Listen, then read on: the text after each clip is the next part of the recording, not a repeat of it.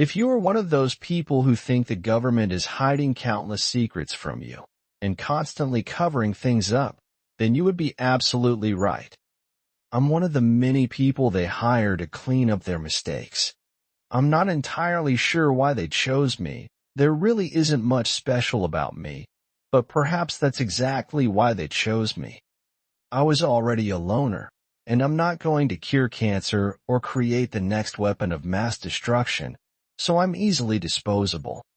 They approached me one day after I finished working my shift at a fast food joint. I'm not sure I had much of a choice, but my life was so dull I was ready for any kind of change-up anyway. The men who came to my door didn't even tell me what I would be doing, simply that if I wanted to aid my country, to follow them. I didn't look back once, and as strange as my life has gotten, I still don't regret it. The next year of my life would be grueling. I was put through extreme physical and mental training. I learned about things that I thought only existed in movies.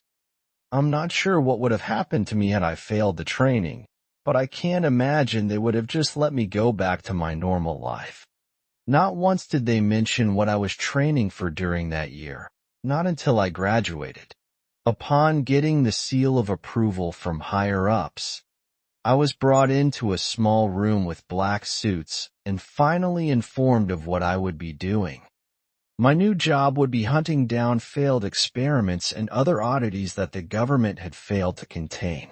Not all jobs would be the same. Some would be relatively easy, while others next to impossible. Most missions would come with the option of bringing the target back dead or alive. But of course, it would be preferable to always bring them back alive for further experimentation. My first assignment would be on the easy side. Codename, the Ice Cream Man. The Ice Cream Man, like most failed experiments, was at one point a human. He still has the appearance of one, your typical ice cream truck driver, but he's essentially a robot, only concerned with doing his job. So what's so special about the Ice Cream Man then?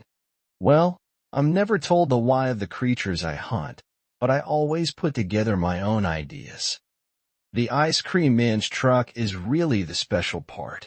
The music that comes from the horns works as almost a human magnet. It entrances anyone within hearing distance to approach the truck. Once you approach the truck, you buy ice cream. I've heard the ice cream tastes delicious, but of course you'll never know for sure, because the ice cream causes anyone who eats it to basically enter a fugue state. For the next 12 hours after consuming the ice cream, you will carry on your day as you normally do. But you'll remember nothing the next day. I'm sure you can see why this would be a valuable asset to the government. Unfortunately, the scientists put in charge of testing the Ice Cream Man underestimated him a bit. Before they knew it, they had woken up 12 hours later wondering where their test subject had gone. I'm sure I was given this simple assignment as sort of a test. I was given a pair of enhanced noise-blocking earplugs and was sent on my way to the Ice Cream Man's last known location. He wasn't hard to find. I just had to follow the mass of vehicles that had lined up to get their sweet treat. I allowed him to serve everyone in the area. It would make my job of taking him much easier if no one remembered it. After everyone had their ice cream, I lined up myself. He attempted to serve me, but instead I reached into the truck and injected him with a tranquilizer. He may only be a shell of a person now, but he's not immune to good old-fashioned medication. I tied him up and hitched his truck to my vehicle. I dropped him off at the nearest government facility and awaited my next target. As I said, this would be one of the easier assignments. My next wouldn't be quite so simple. Codename, the Rippler. Unlike the Ice Cream Man, the Rippler was still mostly human. He hadn't lost his emotions or become a mindless zombie. And perhaps that was the problem. Through intense experimentation, the Rippler had gained the ability to create an intense concentrated earthquake. He had collapsed the facility he was being stored in. The main concern with the Rippler was his danger to others around him if he used his ability in a heavily populated area. Countless lives could be lost. This was one of the few cases I've been advised to not bring the target back alive. Once again, I feel as though this assignment was a test. Just a different kind of test.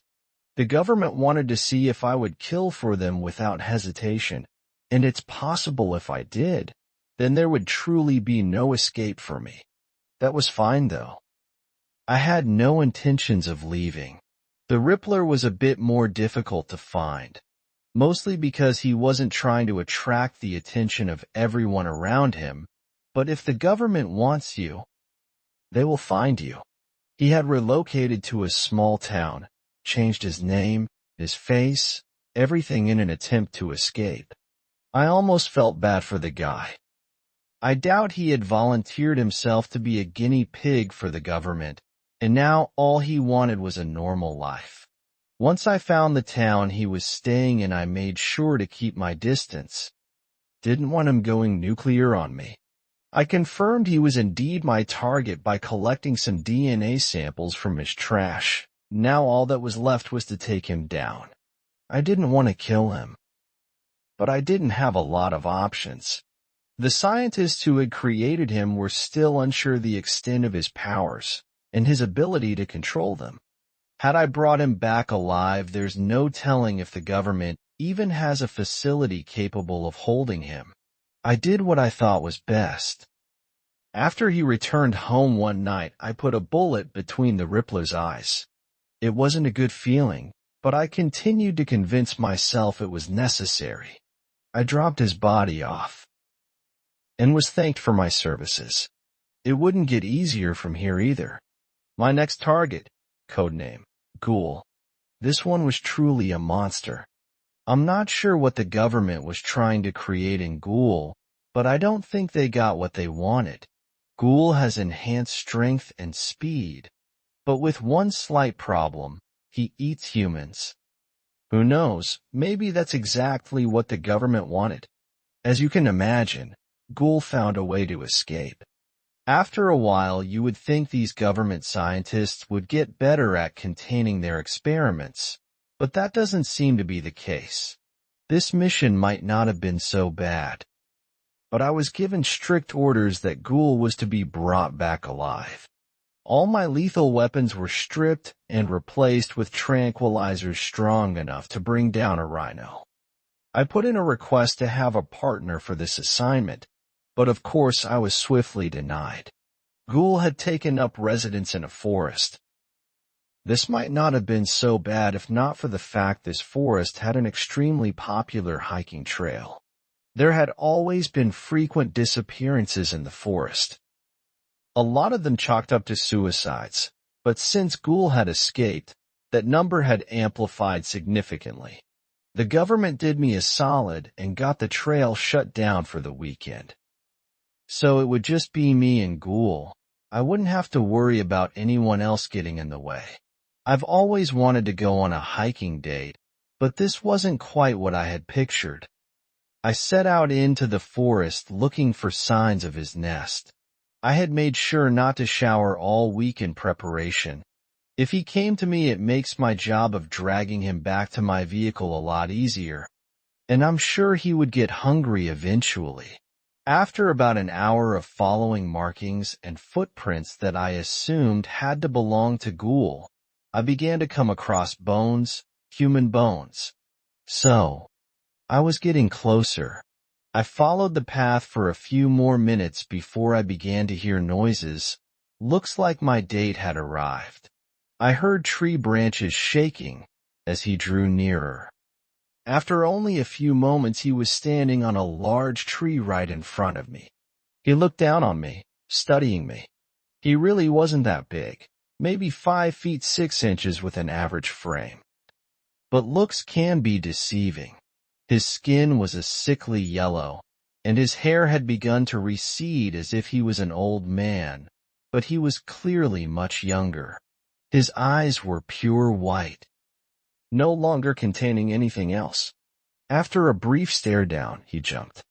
There was a good 50 feet between us, so I thought I would have a few seconds to ready myself, but I was wrong. As if he was a video game character, he soared from the tree and landed directly on top of me. I had just enough time to pull out a tranquilizer and shove it into his side, but it wasn't enough. Despite the strength of the tranquilizer, he seemed relatively unaffected. He shrugged it off and proceeded to take a chunk of flesh out of my shoulder. I lay helpless as he began to chew my flesh. I knew it wouldn't be long before he went back for seconds. I struggled to pull out another tranquilizer. I managed to pull another one out right before he began to lunge in for another bite. I jammed the second tranquilizer directly into his neck. I felt his teeth begin to lock onto my own neck, but before he bit down, he passed out. I let out the biggest sigh of relief of my life and pushed him off of me. I placed the special restraints I had been given for him on, making sure the muzzle I was given for him was extra tight. I wasn't sure how long the tranquilizers would last, but hopefully long enough for me to deliver this monster. Despite missing a chunk of my shoulder, I had escaped alive. This was just one monster that science had created. I could only imagine what my future would have in store for me. After delivering Ghoul, I informed the higher-ups I would need at least a month off, and knowing what they had put me through, they obliged. If anything, they were impressed I had come back in mostly one piece. Those were a few of my targets. I have many more tales to tell, but that will have to wait. I just received my next assignment, and I must begin preparations. If I survive, I will be sure to post more. So, see you soon, hopefully. I'm back and in one piece this time. Before I talk about more of my targets, I'm going to address a few concerns from my last post. A lot of you were concerned with my bite I suffered from Ghoul. As far as I know, I haven't contracted anything. I was told whatever they did to him shouldn't be contagious, but I made them run tests regardless, all of which came up negative. They did give me some special pills, but I was told these were to help speed up the recovery of my shoulder. It wouldn't surprise me if they were hiding something from me. I just hope that if I do start craving human flesh, I would still have enough mental fortitude to pull the trigger one last time. Another thing I wanted to address is who I work for. I only ever referred to my boss as the government, and that is simply because I have no clue what branch this is. It's possible this isn't the government at all, but I doubt that. It's far too ingrained to not be. It could be the CIA, but I'm not certain. The only questions I ask are the ones that will hopefully keep me alive longer. Now, let's talk about a few more of my assignments. After my month-long break/recovery from Ghoul, I was given an easier assignment to ease my way back into things. Codename: Romeo. Romeo was made to be a charmer, and that he was. He was a true Adonis in every sense of the word. Romeo makes the statue of David look ugly in comparison. From what I can tell, he was designed to charm women, foreign diplomats probably, but instead he charms anyone and everyone, which is how he was able to charm his way out of his holding cell. Romeo isn't really a danger to anyone though, except perhaps himself should he find himself at the hands of an angry spouse. But I'm sure he could get himself out of that one too. Finding Romeo was easy, but the hard part would be extracting him. He was always surrounded by a crowd, almost like a cult. If there was a high-class party, Romeo would be there. And he would never return to his room with less than 10 people following him. I would need a good plan to separate him from his entourage. I decided to attend one of his parties, just so I could get a better scope on the situation. It was crucial that I find any openings he might have. What I didn't expect, though, was for Romeo to approach me. "Good evening, monsieur. I do not believe we have met before. I am Romeo, and you?" "Monsieur, was that French?" I think I almost threw up in my mouth a bit. I guess I should have expected this, though. He has quite the ego after all. It was good to see his charm wasn't working on me, though. I'm not entirely sure why, but I think it may have something to do with my disgust at just how perfect he is. Oh, I'm, James. I'm kinda new here. Nice to meet you, Romeo. I managed to respond.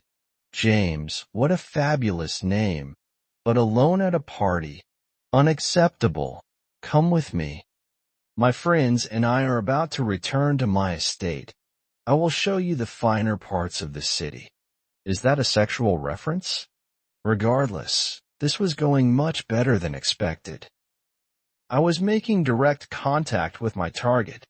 If I went to his home, perhaps I could just wait until everyone else fell asleep and sneak away with Romeo before anyone knew better. I don't know. We just met. I wouldn't want to impose on you like that, I said, trying to play hard to get. No, I insist. You must. Samantha, go with my friend James here and guide him to my home. I will be there shortly. There is someone I must see first. Romeo replied while motioning to one of the women from his group. Samantha did indeed guide me to Romeo's home. I already knew where he lived, of course, but I had to play dumb. Romeo's estate was a true mansion, with aesthetics that would make you think that someone had designed the home in the game The Sims. I was escorted inside. The rest of Romeo's entourage would arrive shortly after. I was offered some scotch that had apparently been aged over 100 years. I'm not much of a drinker, but I accepted it nonetheless. Romeo arrived almost an hour later, fashionably late to his own party. Once he arrived, he immediately approached me. James, follow me. There is something I must show you, he said to me. I didn't hesitate to follow him. This was my chance to be alone with him. I could tranquilize him and be on my way before anyone knew any better. He led me to a room on the other side of the home. The room was something else, something I didn't expect. The walls were covered with pictures, men and women. Each one was of a different person. I think I even noticed a few of them from his group. What is this? I said without even thinking. These are all the people I have conquered, and you are next. Please, remove your clothing. Romeo said this as he turned his back on me and began to remove his own clothing.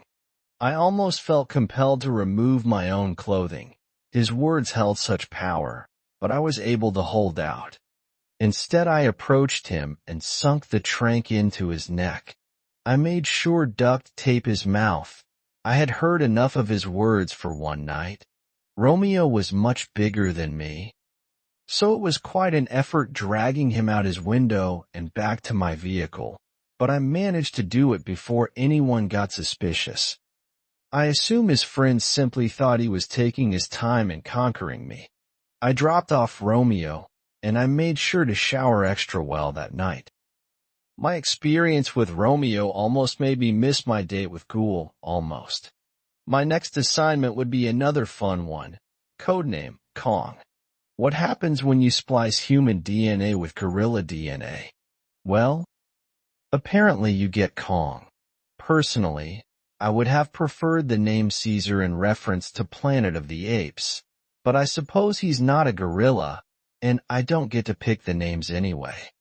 Kong is essentially a smaller version of Bigfoot, and before you ask if Bigfoot exists, I have to say I don't know. I haven't been tasked with hunting him yet. Kong would be a kill task. There's no guarantee the tranks would work, and if they did, for how long? Not to mention he had killed 2 scientists during his escape, so they weren't too worried about him coming back alive. They just wanted to dissect what was left of him. I was given specific parameters as to avoid the head if at all possible. They mostly wanted to examine the brain. And that wouldn't be possible if I splattered it all on the ground. Another problem I faced was my experience with long-ranged weapons. It had been a part of my training, of course. and I had gotten through the basics, but that was about it. I had been told most of my missions would be up close and personal anyway, so it wasn't that important. Well, it was starting to seem important now. Similar to Ghoul, Kong had taken up residence in a forested area, but since his diet didn't consist of human meat, he had chosen a much more secluded area.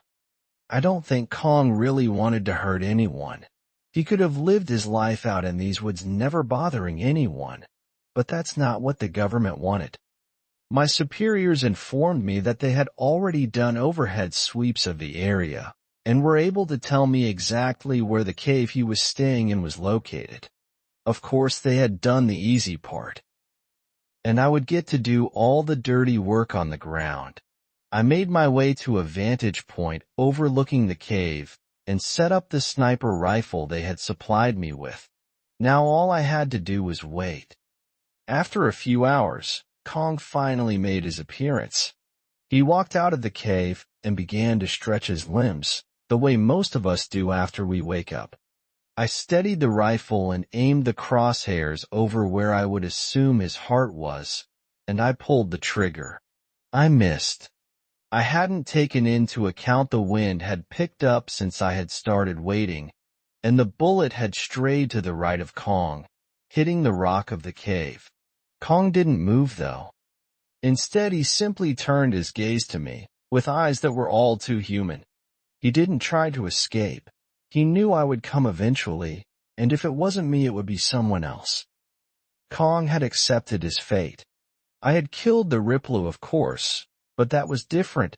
I had done that while he was asleep. I didn't have to see the look in his eyes before he died. I almost wished Kong had been a monster like Ghoul. That way I wouldn't have to feel bad about putting him down. With a slight hesitation, I reloaded my gun. I took aim accounting for the wind now. And I fired once again. Bullseye. Kong went down instantly. I made my way over to confirm he was dead, and luckily he was. He wouldn't have to suffer anymore.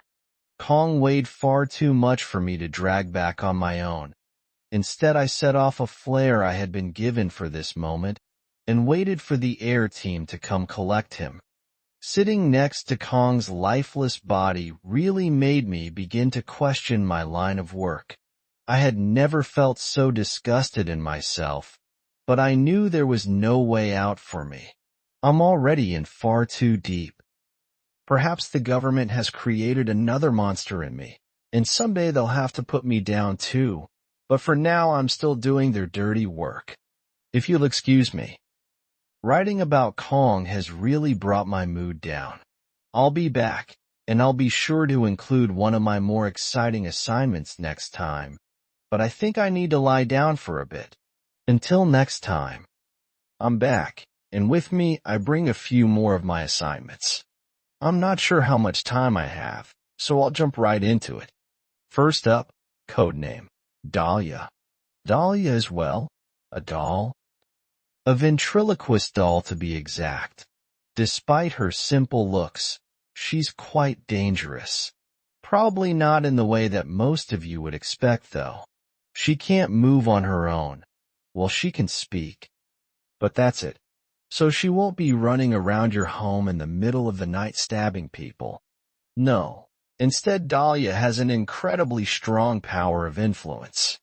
One look into her eyes, and she'll have complete control of you.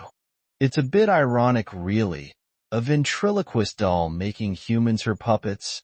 In my briefing, I was told Dahlia is essentially the definition of sadistic. She enjoys making her victims inflict as much pain as possible, before eventually disposing of them. I'm not sure if demons are real, but if they are, I'm sure that's what is trapped in that doll. Dahlia was believed to be staying with a family of 4. She had been taken there by a scientist who had fallen under her control. She had only been gone about a week. But there's no telling what she could have gotten up to in that time. The scientist who had taken her had returned to her workplace a day later and attempted to murder her coworkers, but was quickly taken care of. I made my way to the family's home, hoping to be surprised by what I saw. Let's just say I got my wish, but not in the way I'd hoped. I knocked on the front door. After a few minutes of no response, I turned the handle to find the door was unlocked. I wish I hadn't. The moment I stepped into the home, I was hit with a putrid smell, one that I know means death. The walls were coated in blood. Some of it was dried. Some was fresh and still slowly dripping down. I found the family together in the living room.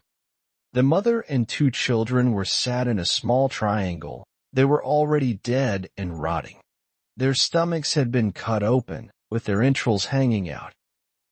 They had been posed in a way to make it look as if they were eating their own organs. In the center of that triangle was the father, hanging from the ceiling. He had scratches and cuts all across him, but that was nothing compared to what had happened to his family. Just before I was about to spill my lunch all over the floor, I heard a voice from the opposite corner of the room. "You're just in time. What do you think of my art? It's a little sloppy, but I'm sure it will get better in time." The voice said. "Dahlia?" I questioned. "Oh, have you come to get me already? I was having such a fun time too." "Well, I'm done here anyway. I guess you can take me back for now. I'll be out again soon."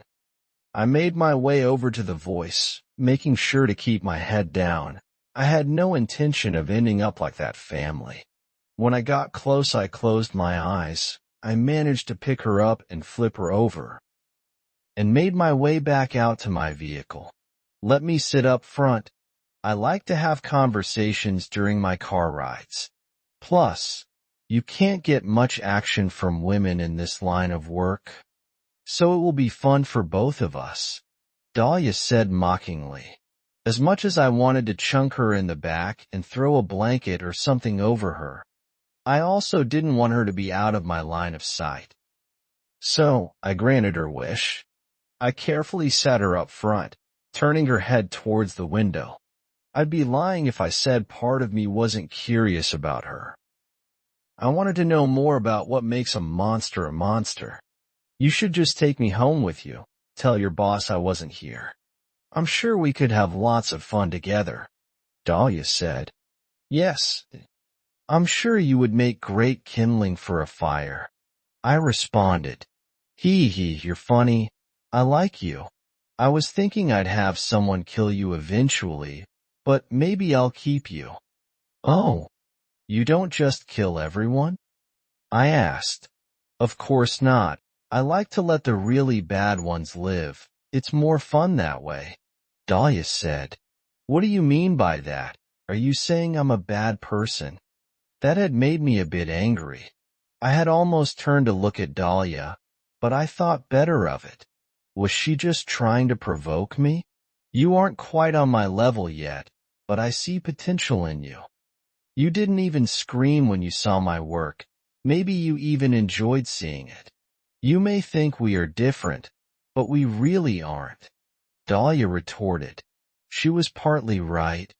I hadn't reacted when I saw the bodies. I had felt a little sick, but if I had seen that a few months ago, I would have probably passed out.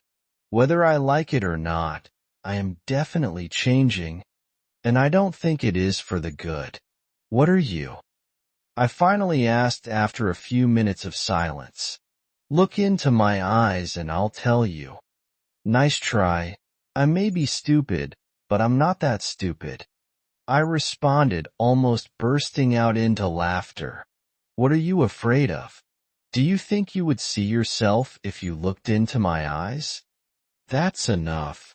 One more word, and I'm Googling where the nearest wood chipper is." Those were the last words I spoke on our little road trip together. I dropped off Dahlia and informed them about the mess at the house. They said they would send someone to clean it up. I was hoping they would give me a break after what I'd seen. But I wouldn't be so lucky. As soon as I turned in Dahlia, they told me they already had a new assignment ready for me. That would be code name, Jack. Grandiose name, I know. This was probably the oddest assignment I had received yet, though. Jack was, from what I could tell, entirely human. I had no clue why I had been tasked with finding a human. Perhaps he was a runaway scientist, or someone who knew too much, but he certainly wasn't what I had gotten used to hunting. I was told Jack was incredibly dangerous, though, and that I shouldn't take any risks in trying to capture him alive. In other words, they wanted him dead. This only made me more curious as to what secrets that Jack must have held. Jack was constantly on the move, so it wasn't easy to find him, but my training had paid off, and I was eventually able to track him down. I watched him for a few. He didn't seem dangerous to me. Suspicious and cautious, yes, but not dangerous. One night he stepped out of his hotel room to go get food, so I decided to let myself in. Jack and I needed to have a talk. Jack didn't seem too surprised when he returned to his room to find me sitting on the couch. He simply held out his arms. So they did send someone for me after all. Well, go ahead and do what you have to. I won't fight it, he said. Sit down, Jack. I just want to talk.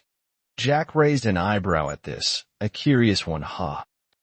You know what they say about curiosity, right? I rolled my eyes, and once again motioned for Jack to sit down. Who are you, Jack? And why did they send me after you? You don't know?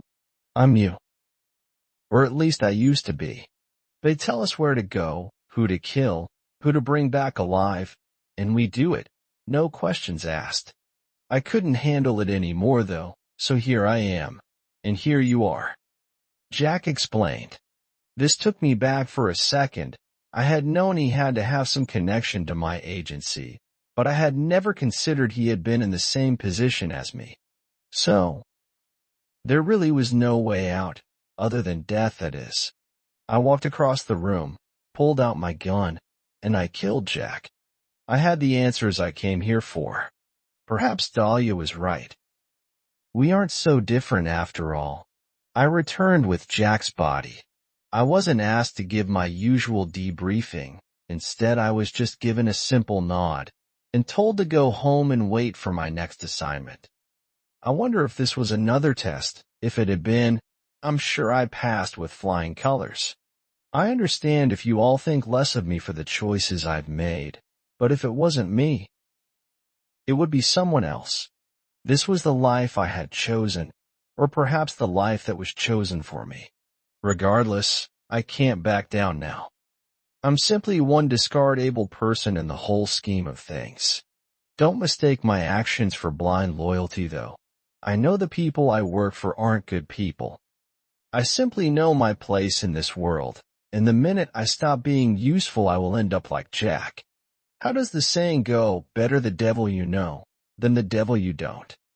I'm a cog in a giant machine, and once my cog stops working, I will be discarded and replaced by another. Despite the fact that I risk death every day that I wake up, I have never felt more alive. I no longer have nightmares of those I've killed.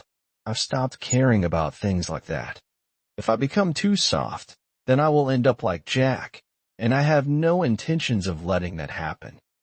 After I disposed of Jack, I was given a week off. It had been a while since I had any time to myself.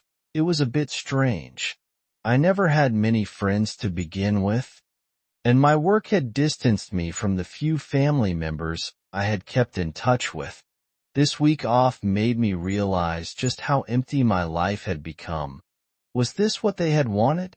Regardless, I was at work the minute my week was up, ready for my next assignment, and I got one.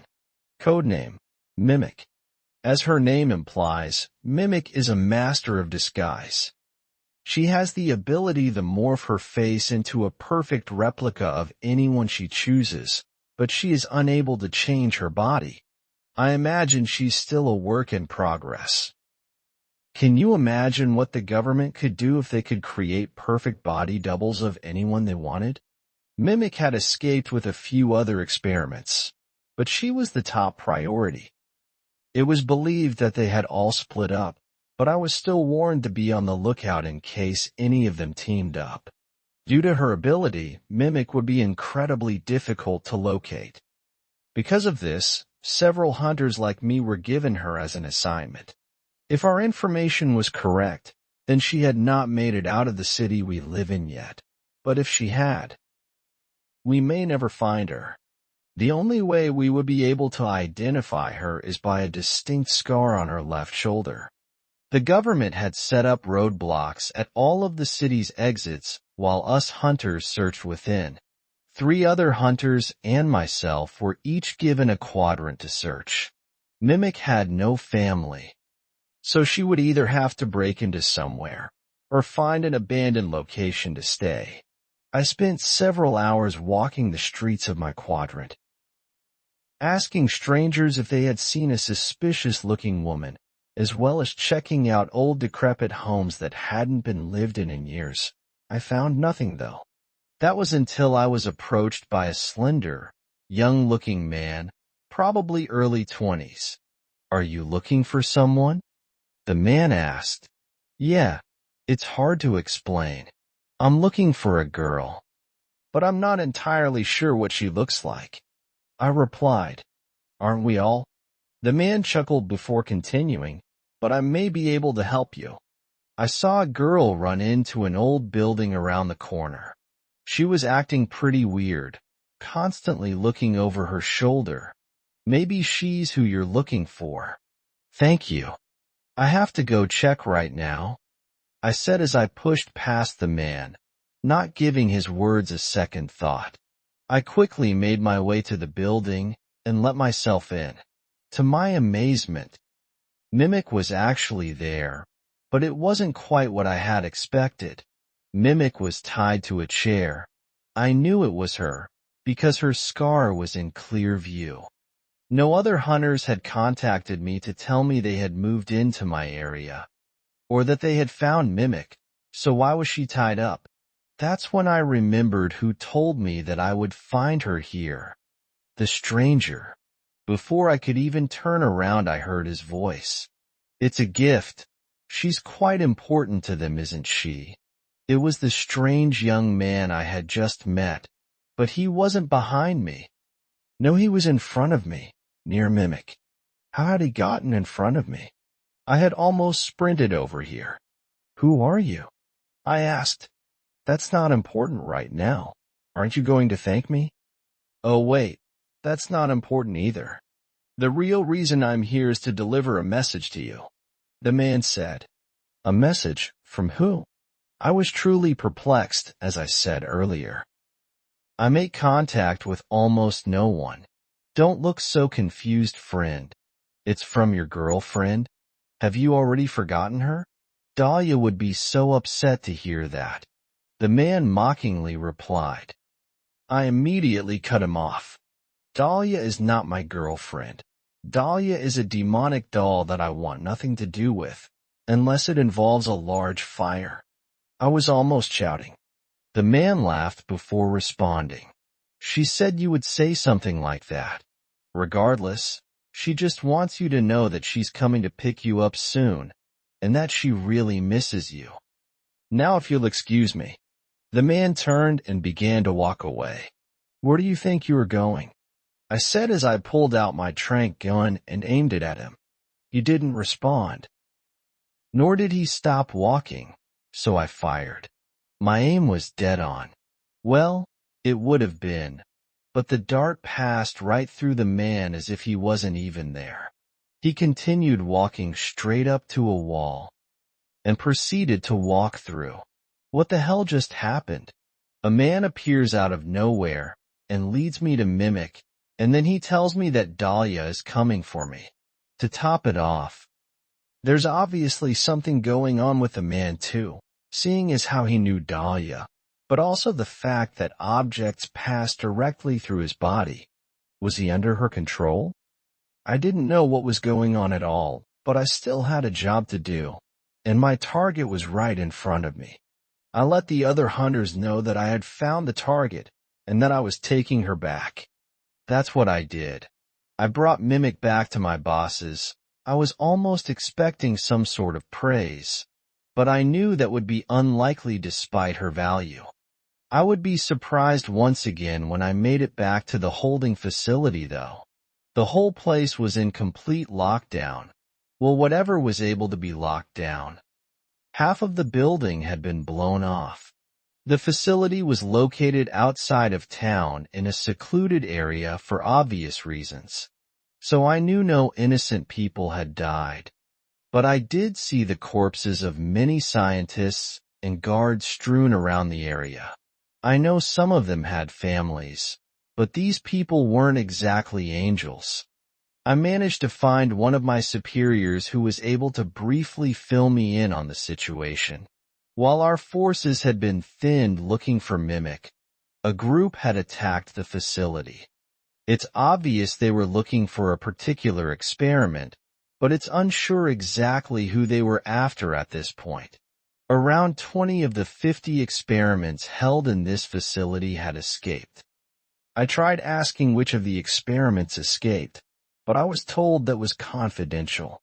They simply told me to leave Mimic with them, and to go home and wait for them to sort this out. I would be busy soon. Part of me already knows at least one of the experiments who escaped. Was she the target? I think it's a big possibility. I was already told she's coming for me. I'm not sure what's about to happen, but it can't be good. It had been a few days since the attack on the facility. I was temporarily sent home while the government sorted out the mess. With half of the building blown off, it wouldn't do much good to start hunting down the experiments before we had a place to store them. We'd find them eventually anyway. I was able to sleep for about 4 hours before my phone rang. It was time to hunt down the escapees. Myself and the 3 other hunters that had helped look for Mimic were all called in. We were given a short list of the experiments that had escaped. To my dismay, Dahlia was in fact on the list. She couldn't move on her own, so it was clear she was with another one of the experiments. Which one, though, I had no clue. I tried flipping through the pages to see if the man I had seen with Mimic was on the list, but he wasn't. We were able to find about half of the 20 escapees within the first day. Some of the experiments just stand out a bit too much. And with no one to help them on the outside, they are just sitting ducks. There were still 11 at large, though, Dahlia of course among those. I kept hoping every time we found a new lead that they would be the one carrying Dahlia, but unfortunately that was not the case. After doing a quick sweep of the nearby city with no new results, we were all sent home to rest. The government would go through cameras and contact us if they found anything. They were also calling in reinforcements after the attack, trying to find out who orchestrated it.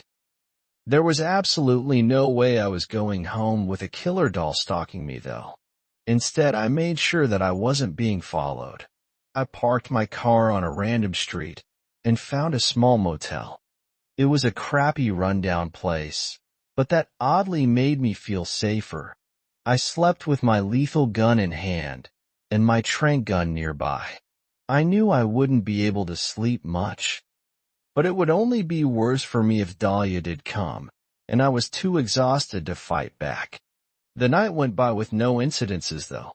I was called early in the morning once again. It turns out 2 experiments had been spotted together. They had stolen a car and were en route to leave the city.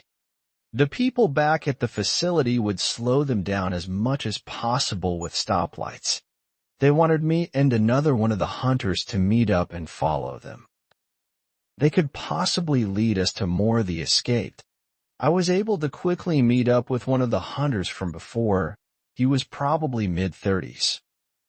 So he had probably been doing this much longer than I had. Luckily, we were able to catch sight of the stolen vehicle just before it left town, despite knowing they had been slowed down. It seemed too easy. The car began taking back roads and eventually pulled into an old cabin. Despite us being the only car behind it most of the time, it didn't seem to show any unusual behavior as to suggest it knew we were following it. The other hunter pulled over a short distance from the cabin and he began to ready himself. I pulled out my phone. This was obviously a trap. I thought that maybe I could call backup, but the other hunter stopped me. Listen, kid, I've been at this a long time. I know this is probably a trap, but do you really think they're going to send anyone to help us? We're on our own, and you can either help me or sit out here and wait. I'm going in. Well then. After you, I suppose. I replied coldly. I knew he was probably right. Thought the government didn't care much about us. They would probably have just scolded me and asked what I was waiting for. So I began to gear up as well. Death might be favorable compared to whatever Dahlia wanted to do with me. The other hunter and I exited the vehicle and made our way as sneakily as is possible in daylight. Once we made it to the door, the hunter gave a countdown of 3 before throwing some sort of grenade through the front window. It exploded into gas, quickly filling the home. I couldn't help but wonder why I had never gotten access to these grenades before. After the gas had mostly dispersed, we covered our noses with our shirts and went inside. We instantly found one of the experiments unconscious on the floor. If I remember correctly, her code name was Trauma. By touching someone, she could force them to see their worst nightmares. I guess since waterboarding is too inhumane, she must be the solution. The other hunter began to make his way over to her, and he began restraining her, while I watched his back. He was almost done. When everything went black, when I came to, I saw the other hunter was tied to a chair in front of me. He was still unconscious. I then looked down to see I was in the same situation. I was firmly tied down to a chair. "Ah, you're finally awake," a male voice to my side said. I turned to look. It was the man from before, the one that had walked through the wall. He was also sat in a chair, but he wasn't tied up. I doubt any sort of bindings could hold him anyway. On his lap sat a doll. The doll had a hood pulled up just enough to cover its eyes. The man began to speak again. "It's actually a bit funny. Last time we met I gave you someone tied up in a chair, and now you yourself are tied up. What do you want?" I replied, "Not in the mood for any games, not that I had much choice. I told you, Dahlia here was coming to pick you up, but instead you came to see her yourself. How sweet of you." The man said, "Did you really miss me that much?" Dahlia finally spoke up. "Can you just kill me already, or do whatever you're going to do with me?" I responded, "I told you, I let the bad ones live. And you have been quite bad recently. Killing that poor man Jack, it was a bit fast, but I'm sure you still enjoyed it." Dahlia said, mocking me, "I just did what I was told." He knew what he signed up for. Yes, he did. The rest of us are not so fortunate. All of our lives were turned into games by the government. The only difference between us is that you had a choice. The rest of the experiments and myself never had the luxury of knowing what we were getting into. Dahlia said, "So what? You want to overthrow the government? Expose them, or something?" I questioned. Dahlia began to laugh. Hee. Heavens no. They are far too powerful for that, and there are too few of us to even think about challenging them. I simply don't care enough about something like that. No, I simply wanted you. What do you want from me? I may have done terrible things, but I'm still nothing like you. I replied, "Maybe not yet, but you will be soon enough." After she said this, 2 new people entered the room. They were both wearing lab coats. One held a syringe, and once he reached me, he plunged it into my arm, releasing the fluids. Once again the world went black. I awoke again to find myself looking at 2 bodies. One was the other hunter. The other was mine. Both had a bullet hole in the head. How was this possible? Am I dead? Then how am I still seeing this? I quickly looked down at myself, fearing the worst. I wasn't trapped in a doll. I still appeared to be human. I touched my face and the rest of my body. I still felt solid, and I was still capable of picking things up. But why was my body seemingly dead on the floor? It's incredible, isn't it?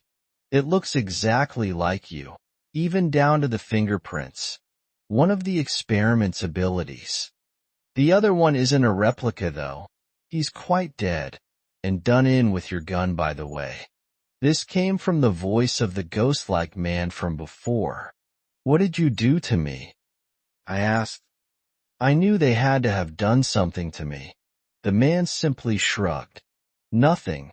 It seems as if your body rejected the serum they had planned for you. Rejected? Well, at least that was one thing to be happy about. Although I was still stuck in a room with one of my captors, as well as a dead body and the replica of my own dead body. What now then? I asked, even though I wasn't sure I'd get a direct answer. Since the serum didn't work, Dahlia has one last plan for you. As he said this, the door once more opened. Dahlia was brought back into the room by trauma, this time with no hood. I was no longer tied up, but I knew there was still no way for me to escape yet. So I stood still as Trauma approached me with Dahlia in hand. Once Trauma stood directly in front of me, I crouched down and looked directly into Dahlia's eyes. I wouldn't fight fate. What I saw in those eyes was pure evil. I saw countless wars, murders, deaths, suicides. It seemed to be endless tragedy. I didn't lose control of myself, though. Instead, I quickly reached for the lighter that I had been hiding in my shoe ever since I knew Dahlia had escaped. I flicked it almost instantly and held it to Dahlia's dress. She went up in a blaze. There was no stopping the fire. Trauma and the strange man desperately tried to stop it, but it was as if Dahlia had been soaked in gasoline. I took a second to smile before sprinting out the door. I saw several people on my way out of the house, but none of them seemed concerned with me. They all were trying to get to the room with Dahlia. I knew the whole cabin would be alight soon, so I just needed to get out. Once I made it outside, I quickly ran to where the hunter's car had been parked. It was surprisingly still there. They hadn't moved it yet, but he still had the key. So, I smashed the window and hot-wired the car as quickly as possible, and I sped off. By the time I drove by, the fire in the cabin was massive. I almost hoped that all those inside would die. But they had all been under Dahlia's control. It's possible there were some good people among them. I let the though die instead, as I continued to move forward. I've been hiding out ever since that day. I know writing this only puts me in more danger, but this story needed to be put out there. It's almost guaranteed the government will read this. And perhaps they will send someone after me, but I don't care anymore. I won't be a puppet to anyone, not the government, and not a psychotic doll. I'm officially done hunting down the government's mistakes.